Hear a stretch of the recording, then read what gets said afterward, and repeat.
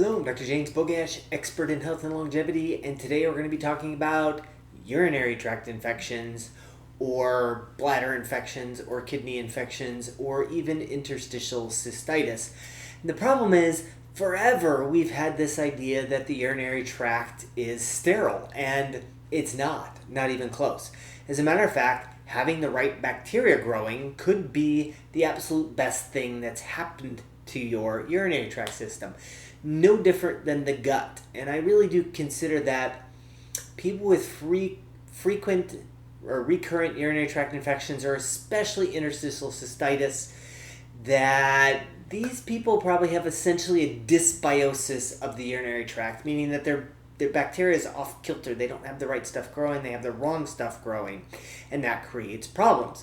So it's been known it's been increasingly common over the past couple years, maybe even decade, to know that having more of the like lactobacillus, if you think of when we think of probiotics, lactobacillus is definitely on the list, but having lactobacillus in the vaginal vault and the urinary tract is considered friendly. And in this particular study, they found that women who were prone to have urinary tract infections had lower levels of lactobacillus in their system.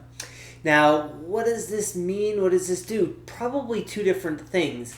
And that has to do with the fact that lactobacillus secretes low levels of compounds like acids. Essentially, they're territorial. They don't want other stuff to grow. And so they're going to secrete things like lactic acid to suppress the growth of other bacteria. So you have bacteria growing that are constantly keeping other stuff at bay. The other factor is that it teaches your immune system how to play well. And so they found that these women with higher levels of lactobacillus had a better immune response. That means that if there is something that comes in, like E. coli, your immune system may not be quite set up to fight it off, and so you're more prone to your recurrent urinary tract infections.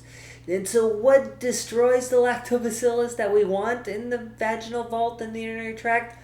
Antibiotics. It seems counterintuitive, but ladies, how many times have you had a yeast infection after antibiotics and nobody thinks twice about, oh, we'll just take an antifungal? What you've done is you've killed off the competition, and it's now party time for things like yeast, but it's also party time for things like E. coli that's going to cause your next urinary tract infection. It also makes sense that things like cranberry juice and D-mannose that we know has had a positive effect on recurrent urinary tract infections. Maybe what those are doing is feeding the good bacteria, essentially acting as probiotics. We know that D-mannose, which is the principal sugar in cranberries, does not get absorbed and shows up well in the urine, so it can essentially be a fuel source for the good bacteria in the gut.